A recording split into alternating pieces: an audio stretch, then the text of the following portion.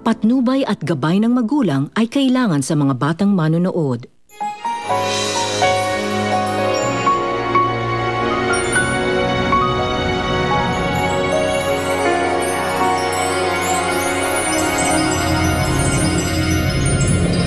Paano kung mamatay si Tio Rico sa overdose? Natatakot ako para sa'yo. I gave Rico the extra shot para mabigyan ng leksyon yung Bea na yan. Masyado na nagiging sutil eh. Daddy, talk to me. Okay ka na? Anak mo ako! Si Bea to! Di ba ako nakikilala? Ate, ano nangyayari dyan? Ate Bea! Julia! Nag-iiba na si Daddy. Kailangan na natin siya itakas dito. Paano? Makinig ka sa akin, ha? Darwin, tapos na ang biruan. Seryoso na to. Gusto ko na magpasalamat sa'yo. What are you saying? All I'm saying is, hindi lang yung baby natin mahalaga sa akin. Hindi ikaw rin. Hindi ko kahayaan na mawala kayong dalawa sa akin. Kuya Mario! Si Daddy po, hindi na daw po gumagalaw, sabi ni Ate Bea. O pa niloloko mo, Bea? Gusto ko lang, tignan mo ang Daddy ko. Ginamit lang din siya ni Tita Sharon. Tignan mo itsura niya. Hindi mo ba naisip na ba? Try to rin ka rin ni Tita Sharon? Alam ko na to. Sinusubukan mong baguhin yung isip ko para pakawalan ko kayo ng daddy mo. Kaya alam, Bea, hindi ako nakukuha sa salita. Gusto kong gawa. Bibigay mo bang kapalit ng kalayaan ng daddy mo? Hawakan!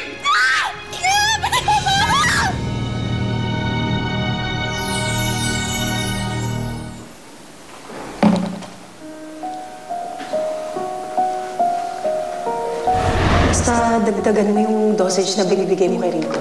Hayaan mo siya magwala. Para siya naman mismo bahalang pumatay sarili niyang anak.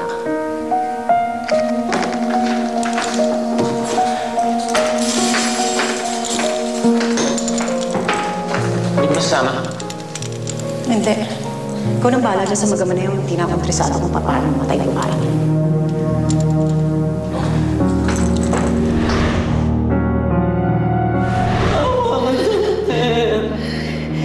May anak ako.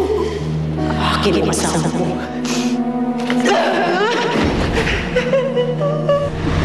Alam mo ba? Kakalabas ka pa ng buhay dito! Sama kayo sa impyerno ng anak mo! Bea! Bea!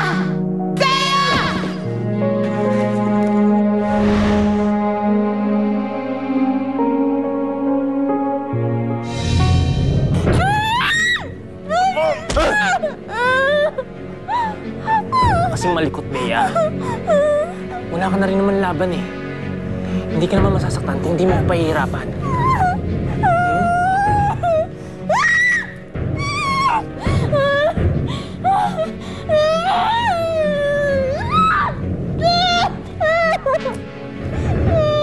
Kulit mo ah.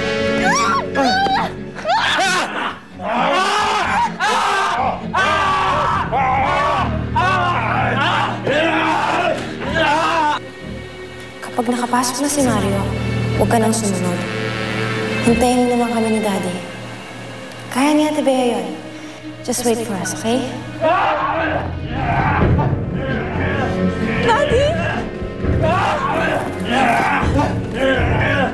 Daddy!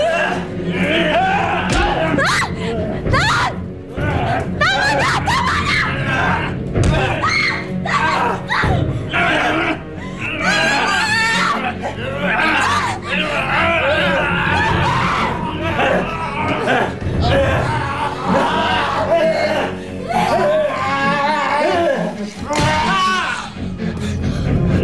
Ate Bea! Ate!